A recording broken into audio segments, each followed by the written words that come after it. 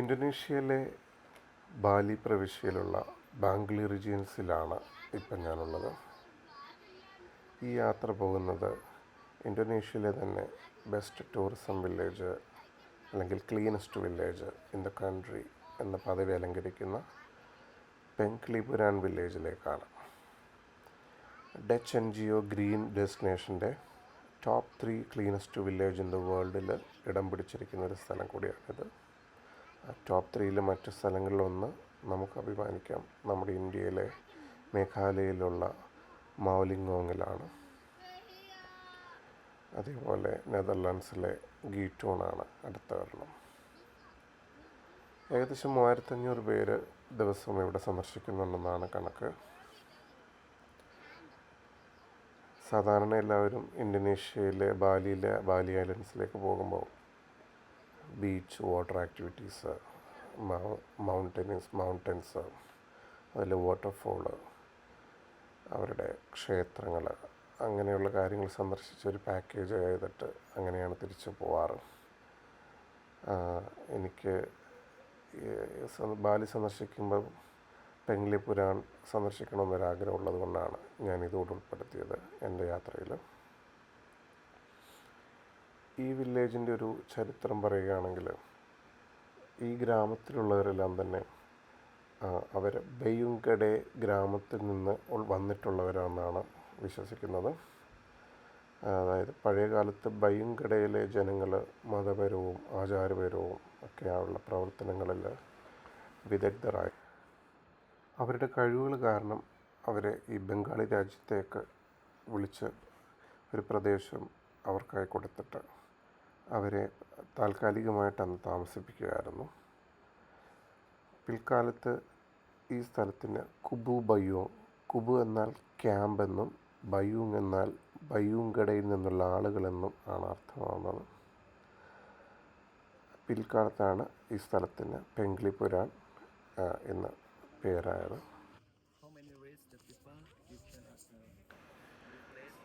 ഈ പെങ്ക്ലിപുരാൻ വില്ലേജിലെ ഈ ബാലിനീസ് ഭവനങ്ങൾ നിർമ്മിക്കുമ്പോൾ പാലിക്കേണ്ടതായ ചില നിയമങ്ങൾ ഉണ്ട്.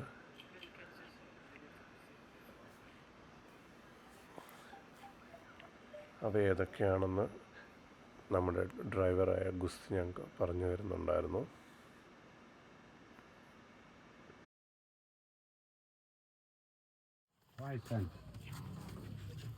Then I can okay. Explain all the compound in Bali must have this building. This building is we call Marajan or Sangha. It's like a family temple. Okay.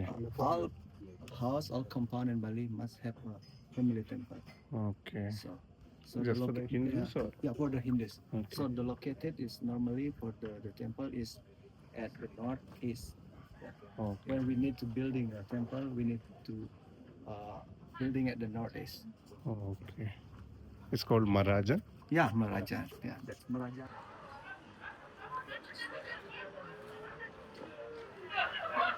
ഏകദേശം സമാനമായ ആകൃതിയിലും വലിപ്പത്തിലുമൊക്കെയാണ് ഈ പെങ്ക്ലിപുരാൻ വില്ലേജിലെ ഭവനങ്ങളുള്ളത്.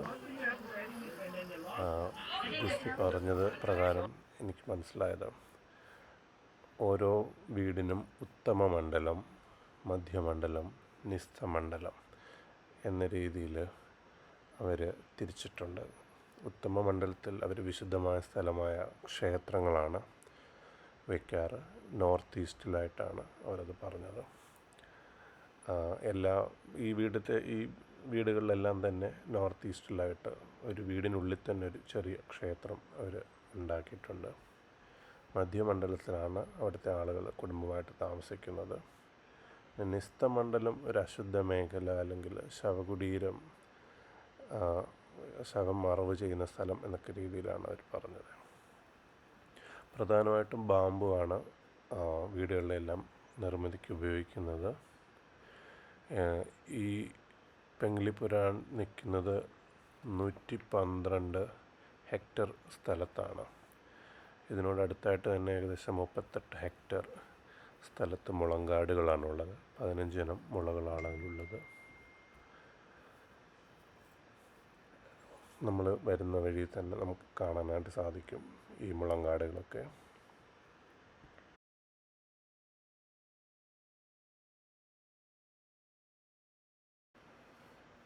ഗ്രാമവാസികളൊക്കെ തന്നെയും അവരുടെ ഒരു പരമ്പരാഗത സംസ്കാരം ദൈനംദിന ജീവിതത്തിൽ ഇപ്പോഴും സംരക്ഷിച്ചു പോരുന്നുണ്ട്. അവരുടെ വംശപരമ്പര സംരക്ഷിക്കുന്നതിൻ്റെ ഭാഗമായിട്ട് ആ ഗ്രാമത്തിൽ നിന്നാണ് അവർ വിവാഹം കഴിക്കുന്നത്. ഈ പെൻഗില്ലി പുരാണിലെ ജനസംഖ്യയിൽ ഭൂരിഭാഗം തന്നെ ഇപ്പോഴും പരസ്പരം രക്തബന്ധങ്ങൾ ഉള്ളവരാണെന്നാണ് കുസ്തി പറഞ്ഞത്. ഏകദേശം 3500 ആളുകൾ ദിവസം ഇവിടെ സന്ദർശിക്കാറുണ്ട്. ഉച്ചാരണം ശരിയാണെങ്കിൽ ഗലുങ്ങൻ അതുപോലെ കനിങ്ങൻ എന്നുള്ള ഫെസ്റ്റിവലുകൾ നടക്കുന്ന ദിവസങ്ങളിൽ ഈ വീഥികളൊക്കെ തന്നെ അവർ പൂക്കളാലും ബാമ്പു കൊണ്ടുമൊക്കെ അലങ്കരിക്കുമെന്നാണ് പറഞ്ഞത്.